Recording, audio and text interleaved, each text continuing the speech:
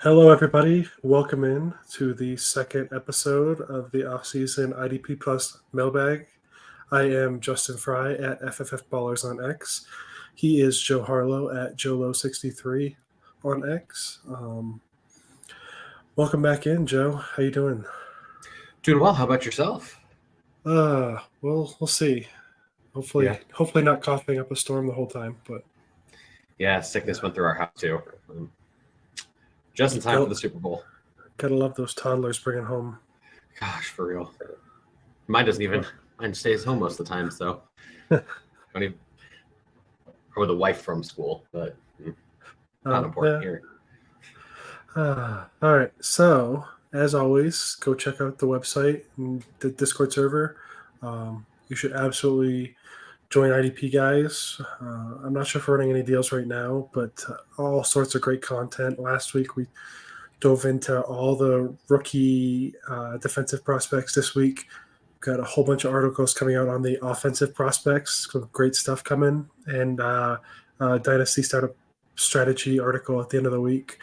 I think we just posted a 2-round IDP only mock draft that you were in over the weekend on yes, YouTube. We did.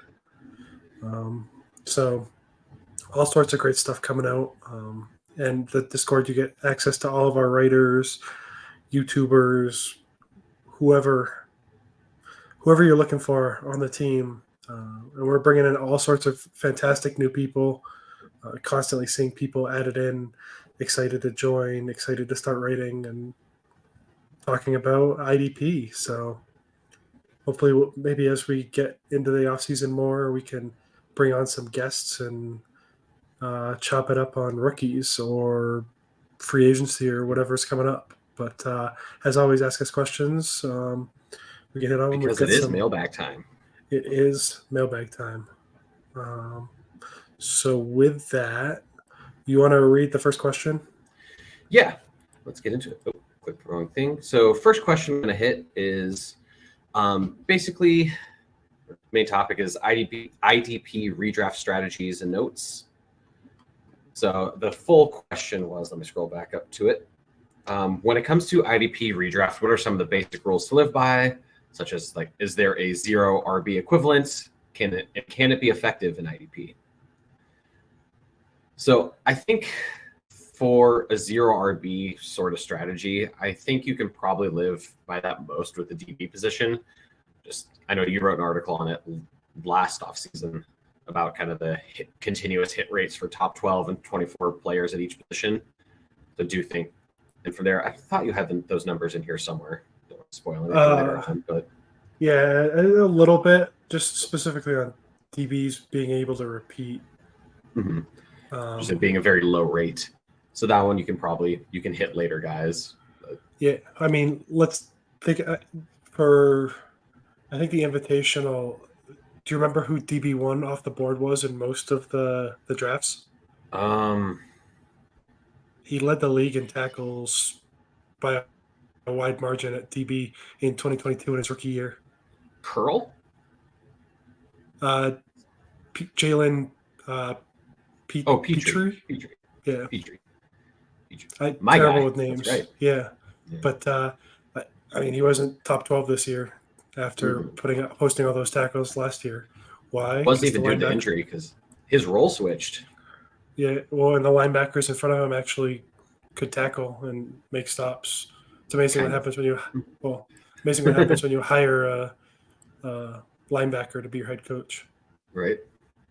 Good sign for maybe some of these other DC openings that aren't open anymore. Yeah.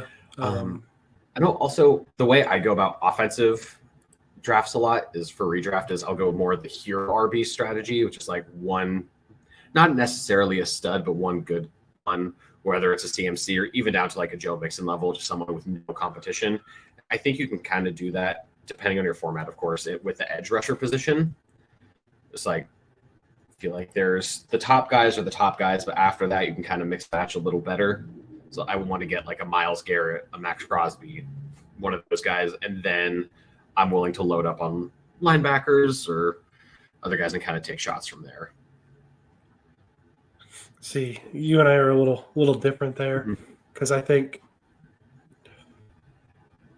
edges are more consistent year to year overall, I think, than like a linebacker. Linebacker, it's more role dependent, and it's easier when you have an injury to replace a linebacker than it is to replace a pass rusher, because TJ Watt goes down.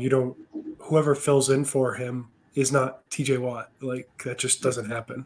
Whereas, I don't know, Dre Greenlaw goes down, and Oren Burks can put up tackles, even though he was not good. But as an actual defender, he puts up stats for IDP. So that's kind of why I tend to want to at least, especially if you're starting multiple edges or edges like big sack bonuses or something, I'll prioritize And I guess edge. to hedge a little bit, if it is a big sack league, then yeah, that'll kind of change my philosophy there a little bit, but in a more balanced sort of scoring.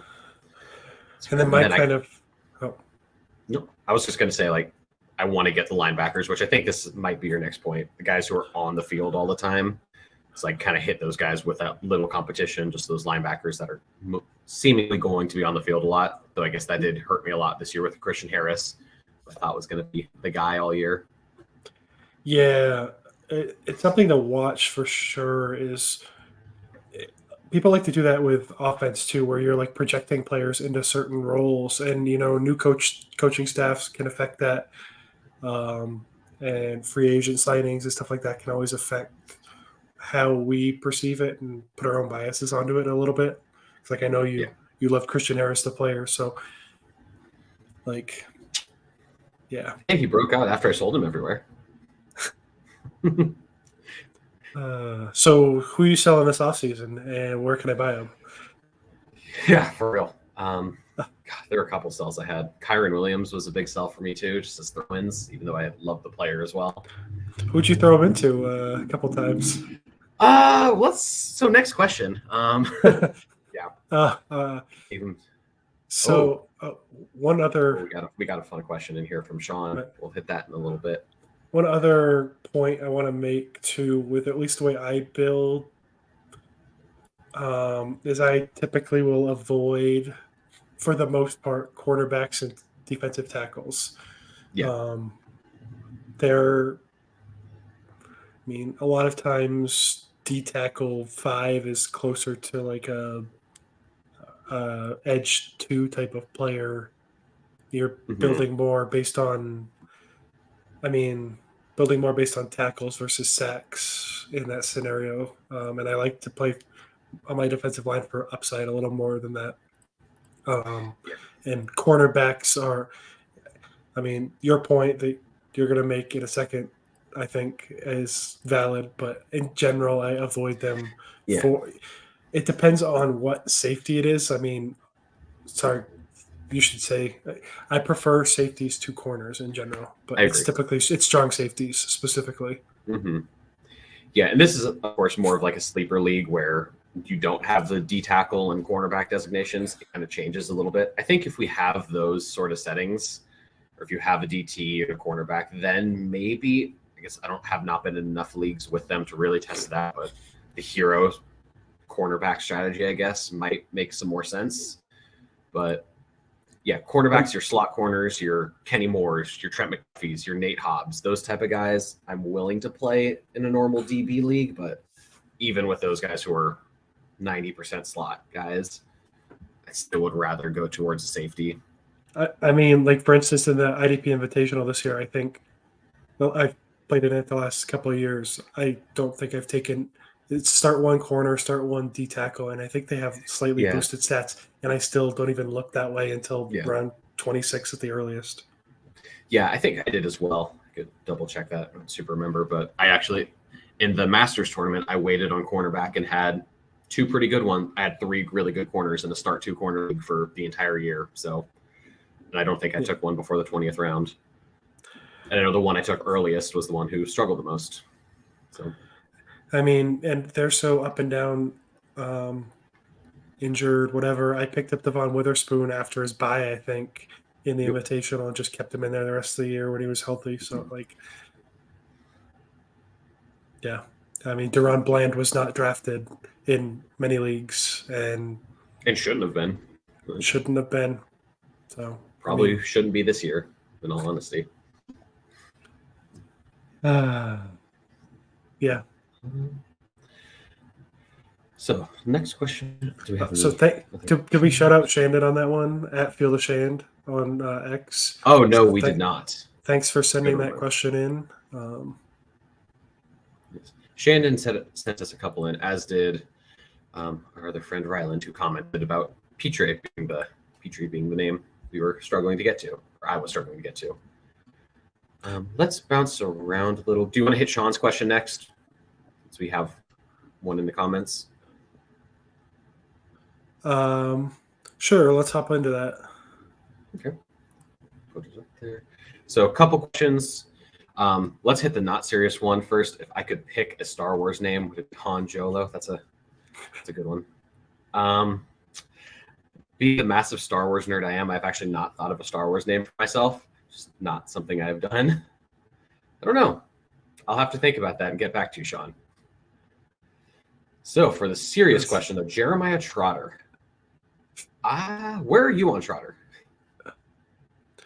I watched a couple games, and I'll be honest, I was whelmed. I was not overwhelmed. I was not underwhelmed. He just kind of was there.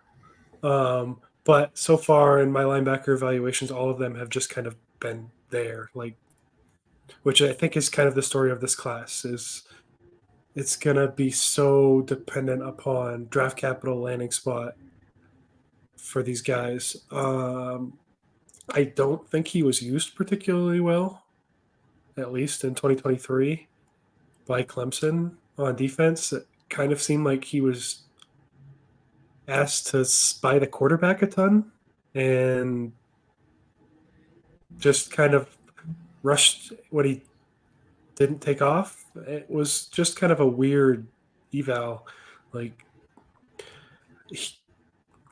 So many of these guys, I see them come down and they're hitting the wrong gap. Like the running back's coming to them in the hole and they misread the hole. And I'm just like, and the running back takes off for 20 yards down the field. I'm like, what did you see on that play? Like camera angles. I wish I could have all 22 film a little more on this, but what do you think? Yeah. I know I read your articles and I know you're not the biggest fan on him. No, I really did not see an NFL level athlete at all. Like I thought he was slow. I think he hits hard. Like he seems like if this was the 1990s, he'd be a top 10 pick, but I really didn't see much from him there. He was used as a QB spy a lot, which like you said, was like weird. I didn't think he was really suited for that at all. But I think smart player. I see why some people love him. I ended up rating him as my 8th linebacker in this class, which I feel like everywhere else is linebacker 1 or 2. I'm like, I just didn't see a lot that I liked. I think he could be a 2-down thumper, but I don't know. I'm really curious to see. Like, I need to go back and look and see kind of who coached his dad, because I'm kind of curious if you see some family ties and he winds up in a team in a situation where, his dad played for the guy's mentor, the coach's mentor, or something like that. Did Trotter overlap with Reed because he was a Chief or a Eagle for a long time? He was there the last. Andy Reid did draft him, if I'm getting dates right. Yeah. Because then that's an interesting would he be a good Willie Gay replacement? He's not. He's a different linebacker. He's actually a Leo Chenal type more than a Willie Gay type. Like Gay's the athlete, Chenal's the thumper. But Chenal's the one who's going to elevate, I think, into that Gay role when Treadquill and Gay leave this offseason, most likely. Yeah. Yeah, I really think if they would need more of the athletic type of linebacker, but I can still see it, I guess. I'm trying to see where else. What other Andy Reid, other adjacent coaches are there?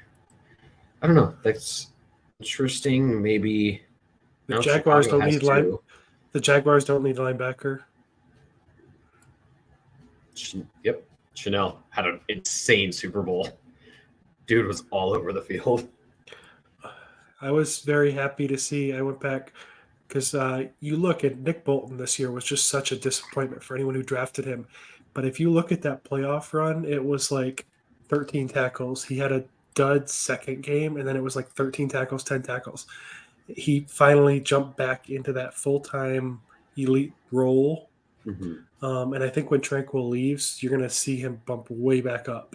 So, I mean, he's not listed in our buys because most people who have him but probably attributing his down year to his injury a little bit. But if you can get him off of his manager a little cheaper than a top 5 dynasty linebacker, he's someone I am absolutely interested in. Oh, yeah. Yeah. And I guess to finish up on Trotter, sorry. Did you finish there? I was going to bring up a random other topic, but we'll get there later. But yeah, just to finish on Trotter, I think comparing him to like a Tommy Eichenberg from Ohio State, I think he is a better athlete. It's like, I don't think he's a great athlete, but I said he was an NFL athlete, and I probably should backtrack on that a little bit. But I just feel like he doesn't use it very well. Felt like he was very uncertain or over aggressive with his, either too confident or not confident enough. It was weird. Got caught in blocks a lot in the run game, but was a good blitzer. I did not see a really good coverage guy. So I struggle a lot with him. He is someone that I'm very curious. He's probably will make an appearance. My next article I'm working on is defensive players to watch at the Combine. And I mean, hey, a lot of these linebackers, I'm going to be very curious to see weight, especially because a lot of them are sub 240, which is, I mean, it's the way they're going, but how sub 240? Like James Williams trying to bump up from safety to linebacker at 220. I don't know. Yeah. That's something that Steve Hungarter, IDP Hunter, said on the draft show that came out yesterday. Yeah. So and that's why in my linebacker article that came out last week, I had there's a lot of guys who are lighter, but then Edgerrin Cooper at number 1, the one bigger guy, and Colson in there too, just who have that coverage ability. It's really it's a passing league more, so you kind of need those guys. A guy like a Trotter who typically is more of like a 2-down guy, they're kind of getting phased out more. If I could see, it was interesting because I actually thought he didn't have many downfield coverages, but he was pretty good when he was asked, in my mind, to cover out running backs leaking out. I didn't see him a ton in coverage on tight ends, but the snaps I saw on tight ends, I thought it was just a very clear mismatch. And but yeah, I don't think that's the way the NFL is going, though. Yeah, the NFL's more safety on tight end and linebacker on running back, or they're dropping in zone. So I'm not going to hold his coverage against him too much because depending on landing spot, if he's dropping in zones, I don't mind it. Yeah, I don't trust it. But I think a lot of it is if he can't do it, then he can't really be on the field. If you can't call a bunch of plays with him in there. I mean, most teams don't call a ton of man coverage with their linebackers, I don't think. Unless the offense rolls the coverages and is throwing stuff at them, but that's what we saw a lot with like the Chiefs. But we'll see. It's interesting. I'm lower on him than most, but who knows? He'll probably end up being a first rounder. It'd be great. So I was going to say, if he goes as linebacker 1 off the board, I will not be anywhere near a linebacker 8 on him. No, of course not. But it's a tedious conversation pre-draft, pre-combine even. But Yep. Where do we want to go next? To the maybe this first question from Ryland at Frayed _not_323 on X. He just asked us our favorite part about playing in IDP leagues. Yep. Do you want to answer that one first? I talked a lot last time. Sure. I mean, more than anything, defense and kicker on just like a normal league are fairly random. defense a little less so than kicker. So one, it does away a little bit with the randomness. I mean, IDPs in general can be a little random too, but I mean, you get that with receivers where they pop off randomly too. So Yeah, like garbage time. yeah, exactly. I mean, over a season, at the very least, you can kind of predict linebackers on snap counts. You can predict who the good edge rushers are with how well they do at rushing the passer. So like the elite ones do a good job. You get some outliers from time to time, but in general, those ones are fairly predictable. And if you take box roll or slot roll safeties and cornerbacks, they tend to do pretty well. So you can kind of eliminate some of that noise if you look at it from a season long view, which is kind of how it works at receiver as well. And then the other big thing is it's a lot less matchup dependent. Like obviously some guys you can like the matchups and target a poor offensive line with an edge or something, but Thank you, Washington and Giants. teams that like to run the ball, you can play linebackers but when you go against the Chiefs with your team DST, you don't want to start them. I mean, a little less so this year, but in general, you don't have to worry as much about those bad matchups. And I do like that aspect of it. What about you? For me, it really just comes down to you get to play the whole game. There's 11 guys on offense, 11 guys on defense. You really use all of them instead of just. I think it's weird with team defense that on offense it's an individual player you're going for, and then just switch to the whole unit.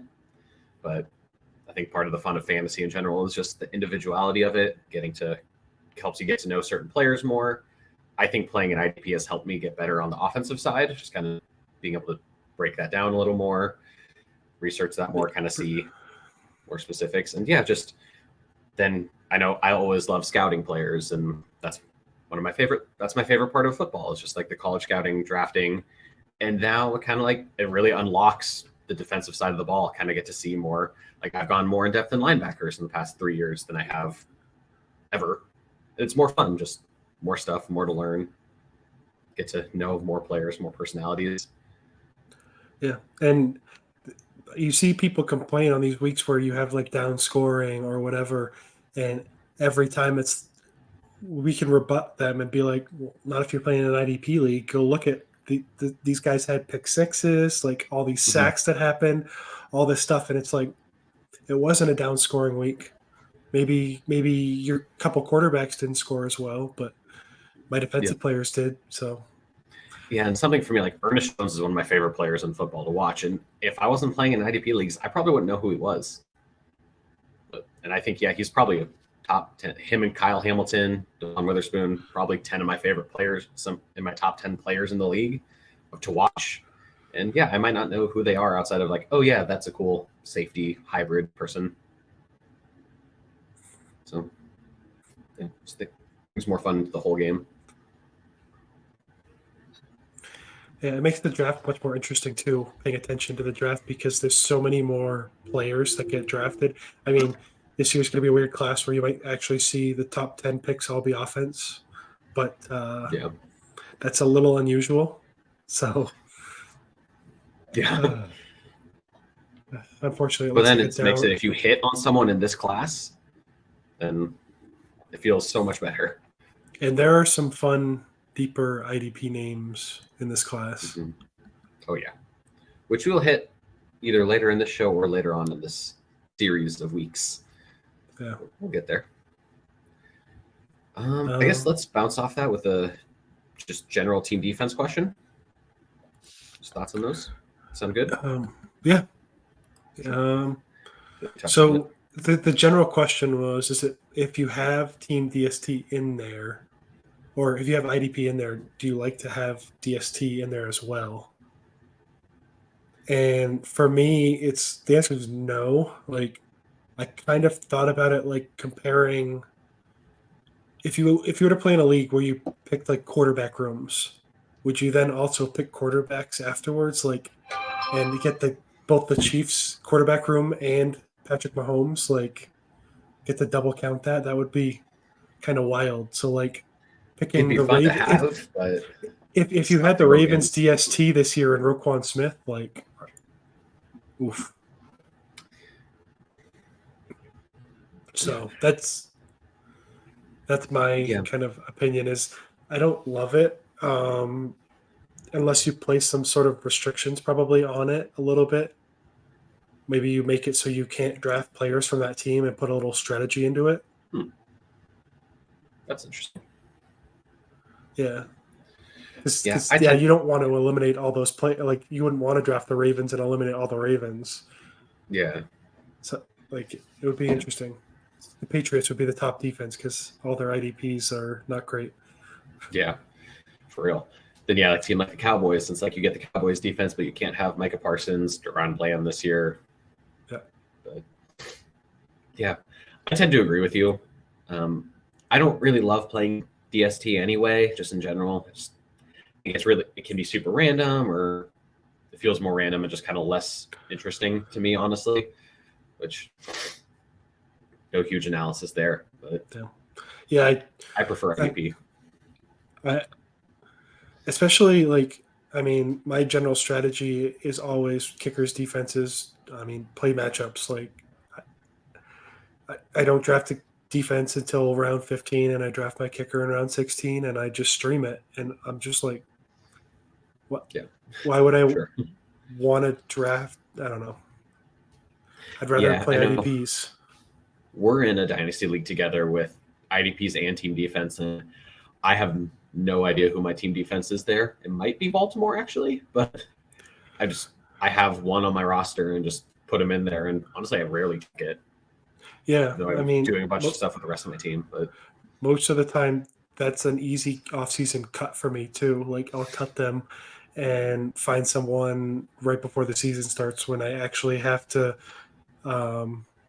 lock in a roster. But in the off-season, I'm like, I don't care who my defense is. I think I have the Jets in that league, to be honest.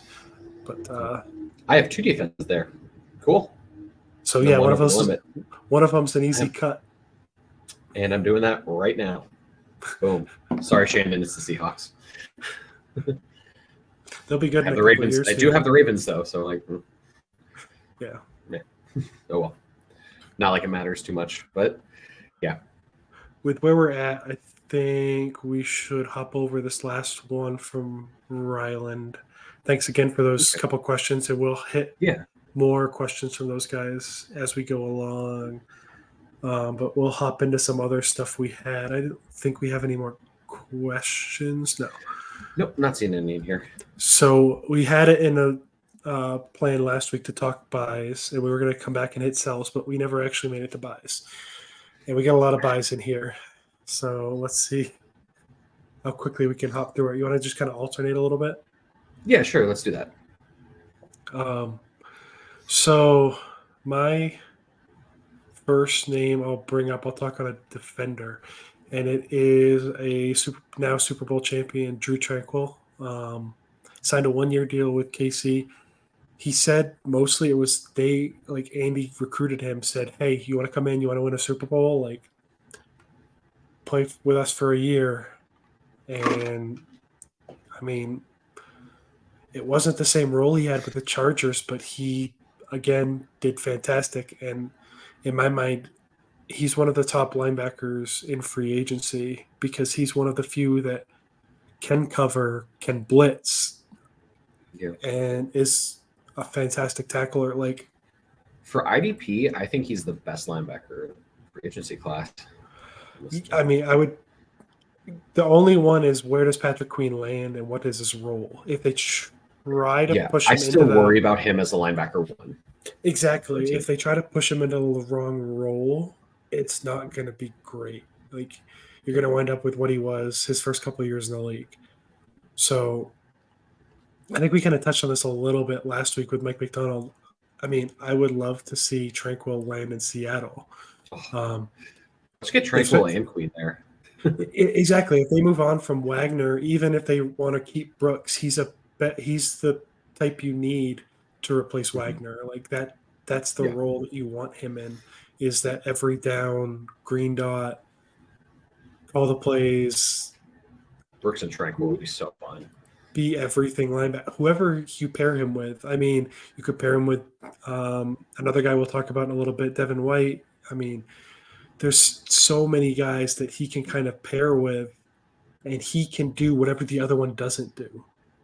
So, Do you just want to roll into Devin White? He's another name you have on here. yeah, he's kind of sunk to the point where he's kind of a buy for me. It's weird. Like, everything says he's not great. Honestly, he's the Jerry Jeudy of linebackers. Like, elite college production, really good player. I feel like Todd Bowles kind of misused him, and I really want to see him go to a spot. I don't know, Houston, Seattle, New England, like one of these spots where, you know, they've got a good linebacker coach in place, good system around him, and let him take a 1-year pillow contract for, he's probably going to get like $7 million, and go just rush the passer a ton. Don't put him in coverage a ton. Play him as, honestly, he could fit perfectly in the Dre Greenlaw role for 2024 in San Francisco.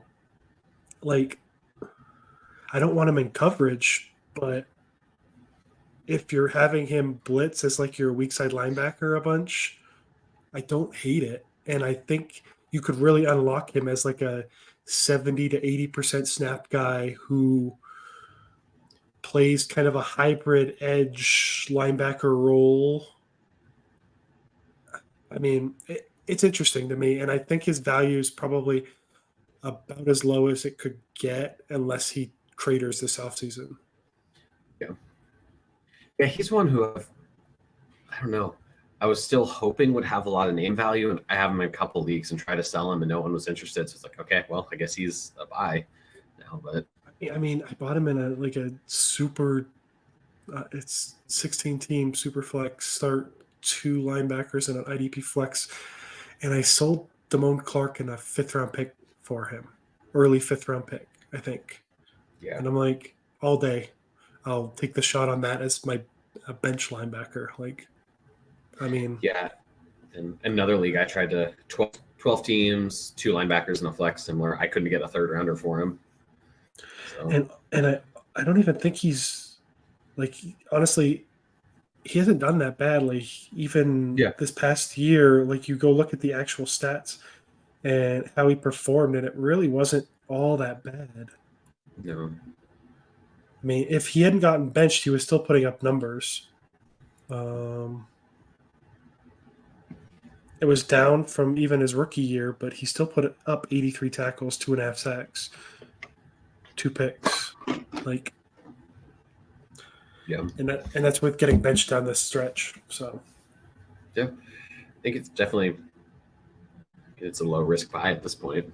Yeah, if you lose Damone Clark in a 5th, it's like, okay, well, it's another undersized linebacker who's not as good as an athlete. Next? Is Clark even starting in Dallas next year? I mean, Overshown will be back off the injury. He and Marquise Bell still there. Yeah, Marquise Bell alternated who was the lead. LVE's probably gone, but I think they're going to address that spot. Honestly, that's a landing spot for Tranquil or someone. So they need an LB1. They do. They could draft one. Yeah.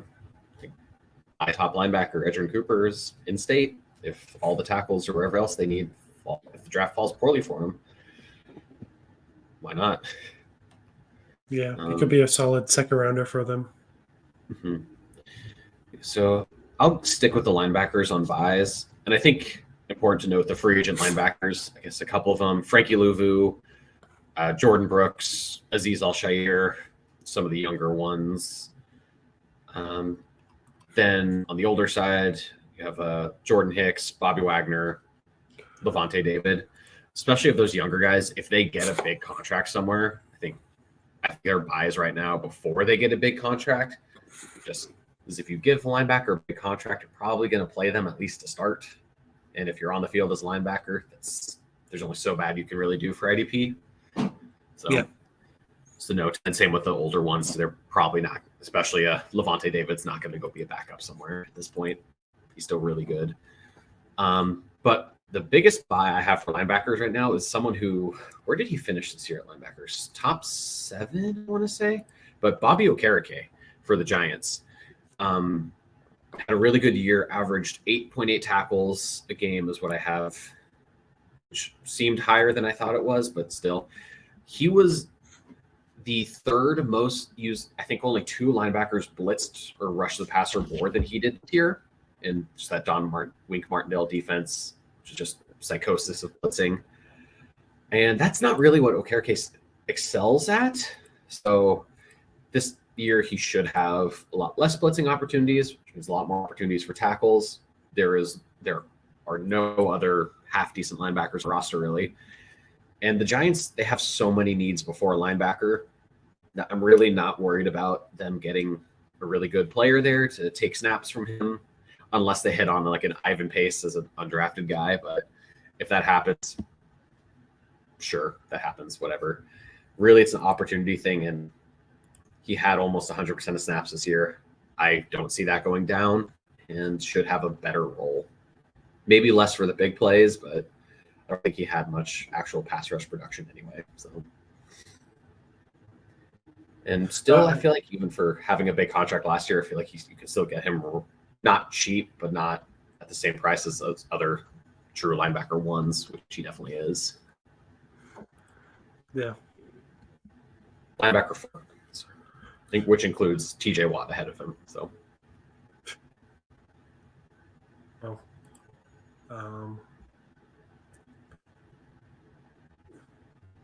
let's see. Who should we hop into next? We'll keep it on defense. We'll run through our defense quick because we're going to run out of time here again quick. yeah. So I'm really not sure where to value this player. And I typically won't recommend buying defensive backs.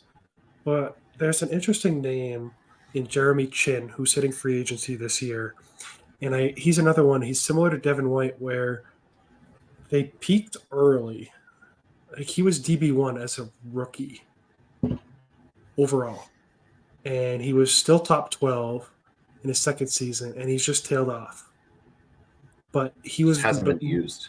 More of a linebacker hybrid in his rookie year. And I'm so curious to see what his market is, where he winds up, and what teams are interested in him. Because if you put him in that box safety hybrid linebacker role, the teams are looking for those players. Like, wouldn't you want to do that? He shouldn't cost that much money, and he could bounce back, maybe not to DB1 overall, but he should be a better player than wherever he finished this year. He was only playing like 30% of snaps this year, so it was all over the place. It was so random, but I'm like, just put him in a place where they'll let him play that box role and just be that tackling machine that he was as a rookie. So I don't know where he goes. I don't know who's going to pay for him or what, but I bet it's just going to be a 1-year prove-it deal. I would think if that. I mean, I guess it has to be 1 year, but yeah.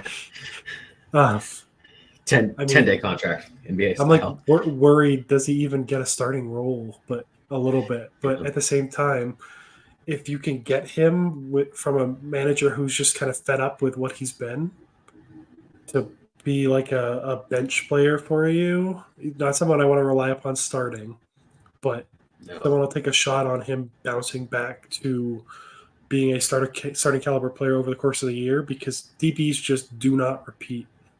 It's something we'll touch on in my cells here in a minute, but yeah. In a rebuild, he's someone I really want to go for, especially then if he gets the 1-year contract, blows up, then flip him this time next year. Yeah.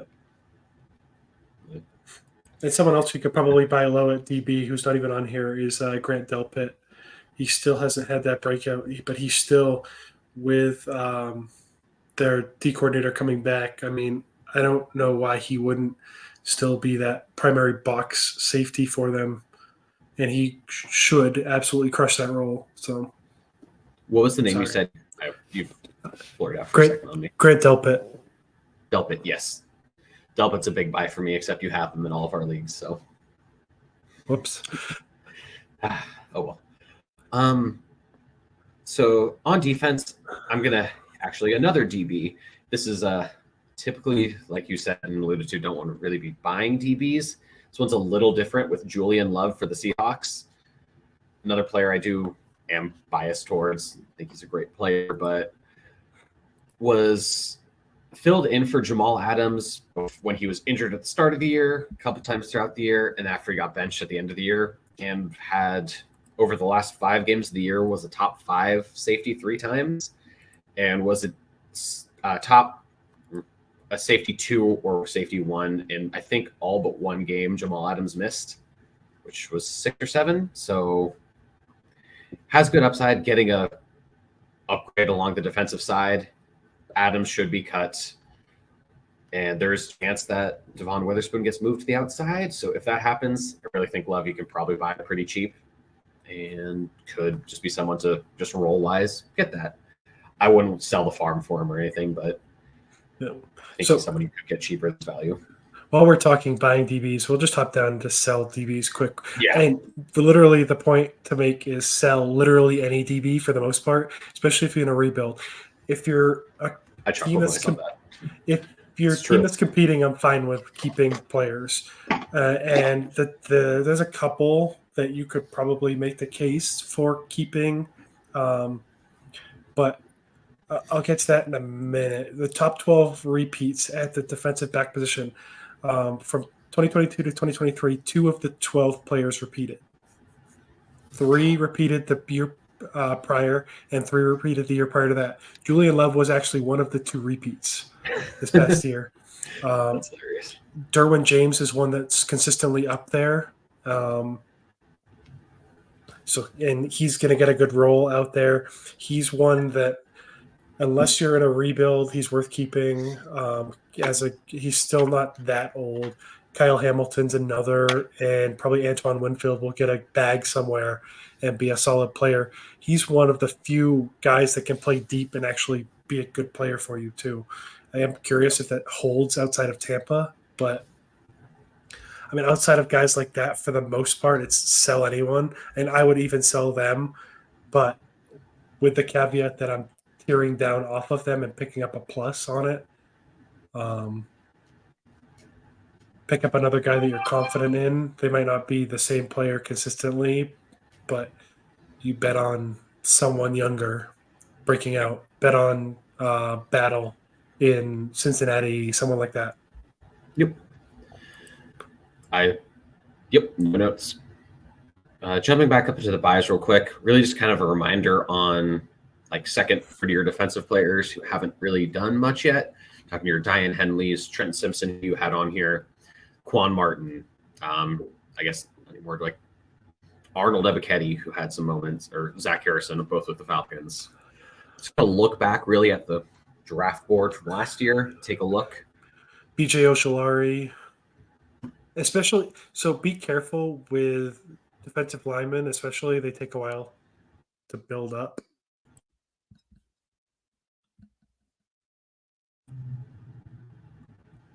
You still there? Yeah. Are you? You're frozen on my screen. I'm here. Can you hear me? I can hear you. Okay. Cool. All right. My computer's completely frozen, but apparently this is working, so we'll go with it. Sounds good. That's all right. Yeah, so you were saying with the rookie edge or young edge rushers taking some time to develop? Yes. Just they don't develop linearly. They don't get sacks early, so just be patient with them. Yep. Excuse me. Sorry. I was in a league where I saw Jermaine Johnson got cut prior to the start of the year because he did nothing as a rookie. And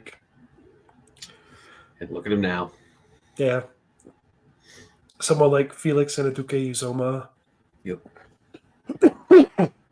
Yeah, honestly, I would just look back at your draft board or even like the just full NFL draft list and just kind of see looking at roles, especially after free agency, if like a BJ Ojulari, if they don't bring in another big time edge rusher, he's going to have a role.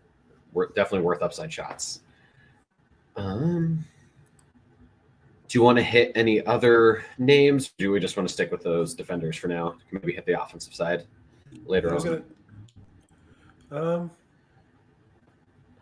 Actually, I have one more IDP name to hit.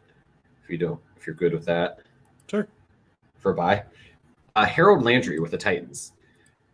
Coming off of torn ACL, I believe it was this year, he definitely struggled out of the gate. But if you look at his last 11 games, just after the games after the bye week, he had 52 tackles and 8.5 sacks. Pretty great production, hopeful, and very, very talented young player. Tore his ACL like a couple days after signing a massive extension. They believe the front office was the one who still did that extension, so I believe so at least. So hopefully, still believe in him. He really turned it on at the end of the year. Probably someone who was disappointed since he was disappointing at the beginning of the year. People just kind of forgot about. So could be relatively cheap sell for someone who could be a top 15, 18 edge play. Yeah, I like it. Sweet. Do you still hear me? Yes. Okay. All right. Do you have any sells you want to hit? The first one I want to hit on, bigger name, Kayvon Thibodeau. So I don't necessarily think you have to sell him. He's valued. I feel like I just cut out. You're good. I'm good? Okay. Yep. So he's valued a little higher than he probably should be by a lot of people, in my opinion. So he put up decent sack numbers this year, but underlying metrics don't really support that. For perspective, per PFF, his pass rush win rate was just 6.4%. Most of the guys posting the sack numbers around him were up closer to like 15%. And the elite players are up in the 20s.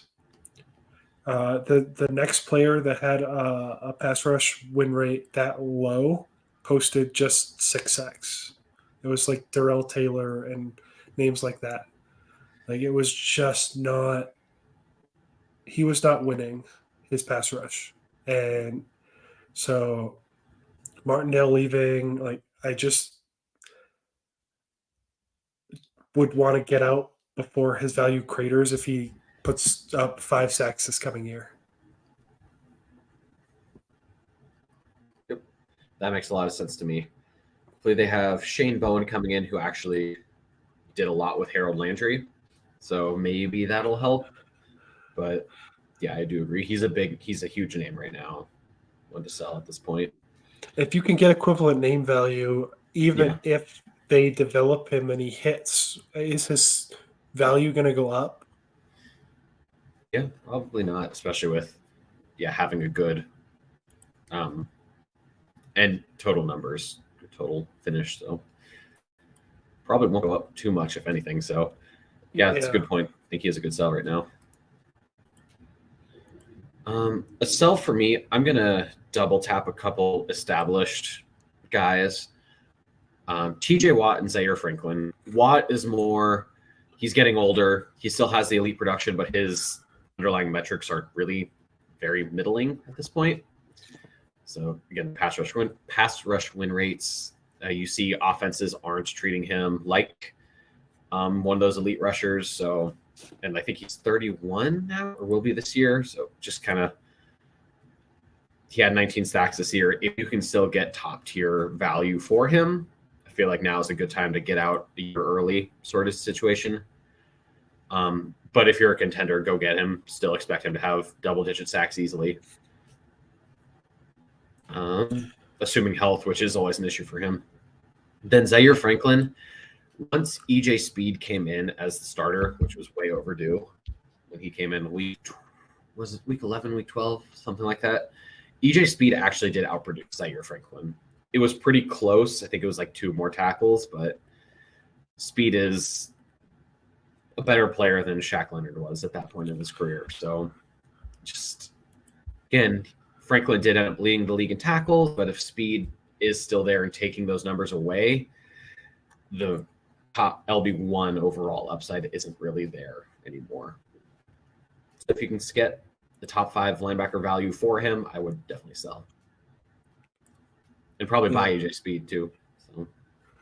So Watt and Thibodeau, do you think you could sell? I mean, maybe not Thibodeau straight up, but Will Anderson was not on our buy list, but he probably should be.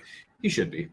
My thought there was just he had 1 rookie of the year. I think everyone knows how good he is. But you think you could still get Watt or send Watt for Will Anderson in a league, though, depending on the dynasty manager that's rostering them? It depends on, obviously, if they're in a rebuild, they're not going to give up Will Anderson. But yeah, if you have Watt and are more of a rebuilding team and are sending him for Will Anderson on more of a contender, yeah, I think you could. You might need to throw in a little fluff, whether it's like 3rd, 4th rounder, 2nd rounder, if it's a IDP heavy league, 2-3 swap sort of thing. I think there's something there that you could make it happen. So I don't know about straight up, but Watt with a little sweetener, I think you could do. Yeah, and Thibodeau's going to require a sweetener for sure. I would think. Yeah, I would think so as well. Unless you're trading with a Giants manager, in which case they might actually realize that Thibodeau wasn't that great. But hopefully they've got their blue glasses. Their blue glasses on. Another name I want to bring up, Justin Metabuke. Love the player, love the talent. I think he probably about doubled the number of sacks he should have gotten over the course of the year, and I don't want to bet on that being the norm. Not selling him, no matter what. D-tackle leagues, I mean, he's a fine defensive tackle if you have to start just one D-tackle. Like, I'm comfortable with that. However, I would not expect him to lead all defensive tackles in sacks. I'm just not betting on that. I agree there. And his film was really good, especially over the back half of the year. Definitely think he not lucked into more sacks, but the scheme helped him more at the start of the year. Definitely he turned it on at the back half. But yeah, just especially in a D-line league, like on the sleeper, I would, like we talked about earlier, just would rather not start a D-tackle. And with being a free agent, where he ends up also, I think he's going to get tagged. He could. He very well could. But either way, then even if he's in Baltimore with McDonald gone, it's So sticking with the D tackles, my other sell is Derek Brown for the Panthers. He just set the NFL record for total tackles from a D tackle. So that production, being that it's a record, is probably not repeatable. So yeah. And the Panthers hopefully aren't as atrocious this year, which lowers the ceiling. So with that, we should probably talk about what's coming out this week, what came out last week. Yes. Maybe touch on a couple little pieces out of those articles. Yeah, so rookie preview breakdowns. Last week, we had defensive tackles from our – you don't have this in front of you now. Your screen frozen, correct? I pulled it up on my phone so I can kind of watch and scroll through. So yeah, Steven Scholes at Big Steve FF talked about defensive tackles, noting a couple big stars, a lot of depth, has been seen as a weaker DT class overall, but maybe not actually the case.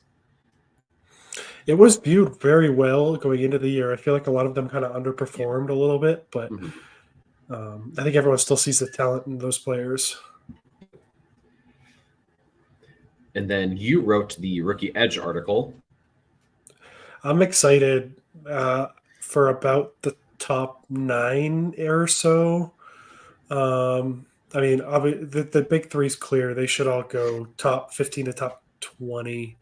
And then a couple guys had some big weeks in Mobile and really helped themselves out. So one of your guys, Darius Robinson, Mizzou Tiger, crushed it and probably pushed himself into the first round. Probably should have pushed himself up a tier in my article too. Yeah, he had a great week. And then I wrote the rookie linebacker one.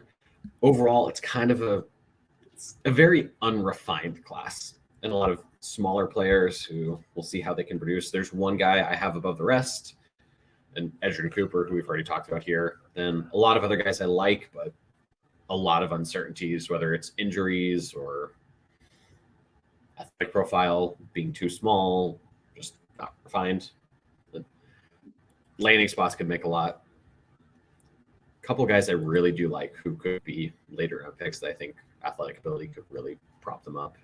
And like a Trevin Williams and another name who will. Trevin Williams, did you see Chad Reuter had him in the first round of his mock draft? I did not know. Yeah, that blew me away. I was like, whoa, okay. I'm not the only one who likes him. I think he used in Mobile too and had a pretty good week from what I saw. He did. Yeah. Cornerbacks was also done by Big Steve FF. And yep, it says high-end cornerback class at the top. Yeah.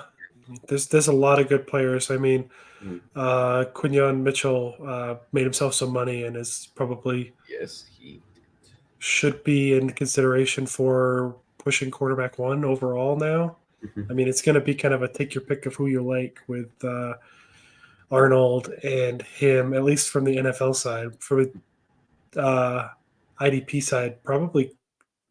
I know you're a big DeJean fan. Especially in any kind of big play league, he's probably the interesting name. Yep. I think Big Steve had him at number one, I thought.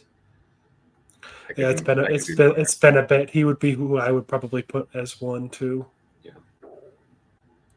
And then I wrote the safety article as well.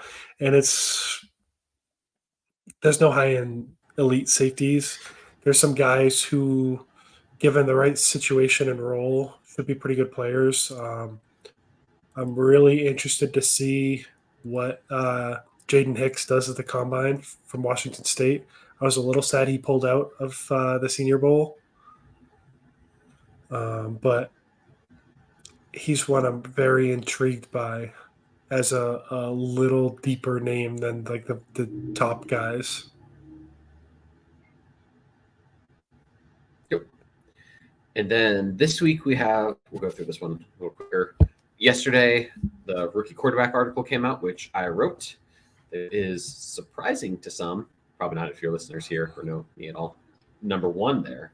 And numbers 4 and 5 were also not consensus. Or 4 and 6. But some non-consensus ones there. IDP Hunter, who we talked about earlier, that's Steve Hungarder. He had the rookie running back article come out earlier this morning. Tomorrow, Steve McCrory, average at AVG Joes _FF, has the rookie wide receiver breakdown. I think that's tomorrow, the one that comes out. Then Thursday, yes. FF Mad Scientist, who is Aaron St. Dennis, has tight ends coming out. And then what do you have coming out on Friday? Dynasty Startup Strategy, which... Oh, now we lost him. Darn. Well, he has an article related to Dynasty Startup Strategy, which basically what it sounds, he's going to go through various strategies for a startup draft in Dynasty League. That's going to be a very interesting article. I'm very excited to read it, and hope you guys give all of these a read. And one last reminder for this next show next week, other future shows at mailbag@idpguys.org. You can email us and send us any questions, whether it's related to Dynasty, Redraft, Star Wars names, whatever else. If you're a Percy Jackson fan, ever. And yeah, hit us up. You can also reach me at Jolo63 on X, Justin at FFFBallers. If you have questions, you can just message us directly there through DMs or through a tweet.